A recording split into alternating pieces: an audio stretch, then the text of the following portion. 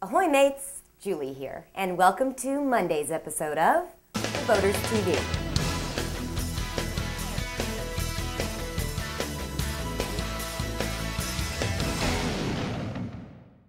First up today, here's what's making a pretty artistic splash in nautical news.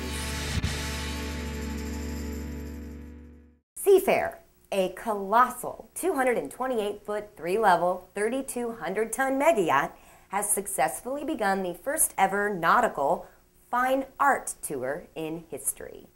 This one-of-a-kind massive expo ship began construction back in August of 2005. Designed by Luis de Basto of Miami, the SeaFair, or Grand Luxe, was built by the Nichols Brothers Boatyard in Freeland, Washington. Her naval architects were the reputable DeJong and Lebet of Jacksonville, Florida. The original idea to create a unique venue for the world's finest art and antiques dealers to literally bring their most elaborate masterpieces to the front door of potential buyers has come into rave reviews. Working with a rotating schedule of 26 individual dealers at one time per port, over 100 have actually signed on for space during the 2007-2008 tour. During its inaugural September and October segments, the megayacht visited such ports as Boston, where it initially debuted, Greenwich, Connecticut, New York's Chelsea Pier, Washington, D.C., and Norfolk, Virginia. And it is now en route to Miami, where it will arrive in late November, just in time for Art Basel Miami and the winter season. In addition to her 26 mini onboard galleries, the SeaFair also boasts 2 5-star restaurants, a champagne and caviar sky lounge, an international coffee bar, and an open-air concert stage. Arts and antique dealers across the globe unanimously agree that there has been a growing necessity for a new and extraordinary platform from which to present their works, and the SeaFair clearly fulfills that need in an impressive and memorable way. To learn more and see the full schedule of ports during SeaFair's 44-week voyage, please visit www.expoships.com. Next up, in our Did You Know segment, we take a look back at when determining longitude at sea was a problem of the times.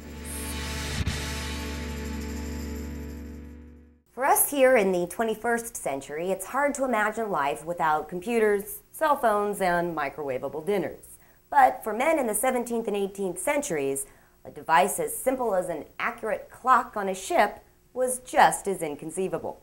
And before John Harrison invented the marine chronometer, navigation of merchant shipping boats and Navy ships to faraway ports were estimations at best. This is because, did you know, it was impossible to correctly calculate longitude on the sea without an accurate timepiece to keep the time of a known fixed location that could then serve as a reference point for determining a ship's position.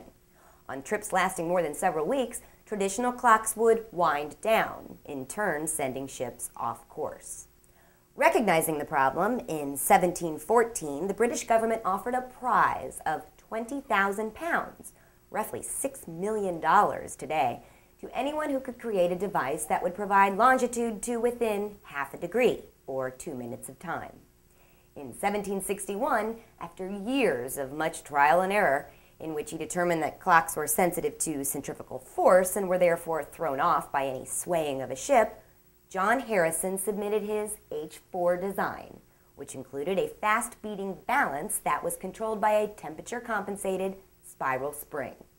After several years of ruthless deliberation from the council, Harrison's chronometer won the prize. And although electrical navigation systems have since made the chronometer all but obsolete, it is still a requirement upon most vessels.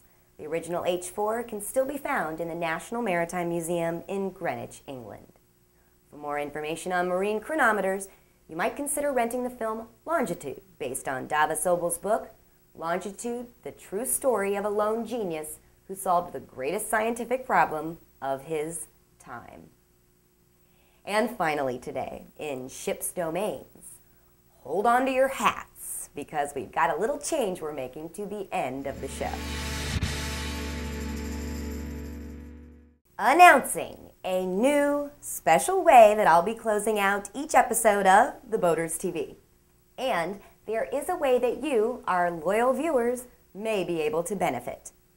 For the next few weeks, at the completion of our rolling credits, as opposed to a nautical word or phrase of the day, I will now be presenting Julie's TheBoaters.com Celebrity Profile Pick of the Day, where I'll choose from among the many first-rate profiles recently added to our new social network, TheBoaters.com.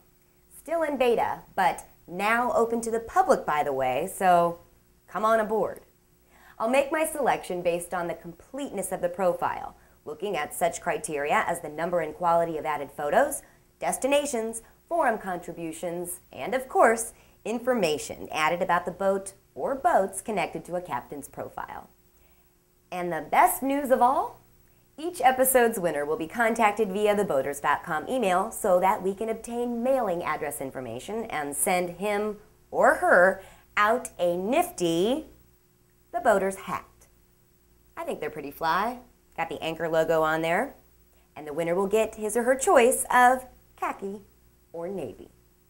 Our very first profile winner will be announced at the end of today's show. So, with that, that's a wrap on this episode of The Boaters TV. We'll see you back here on Wednesday.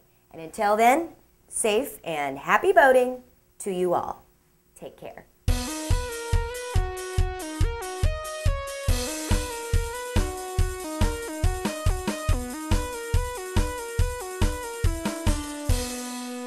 Julie's TheBoaters.com Celebrity Profile Pick of the Day is Captain Bruce Elmore's profile for My Zen, his 31-foot aluminum 1964 Marinette Express. A member of many groups with lots of boating friends, Captain Bruce has loaded up his TheBoaters.com profile with a variety of plotted destinations, boat details, and a superb collection of photos. Not only of the boat before and during his reconstruction process, but even a couple of what he hopes he'll have her looking like this time next year. We can't wait to follow his progress. Was that stupid?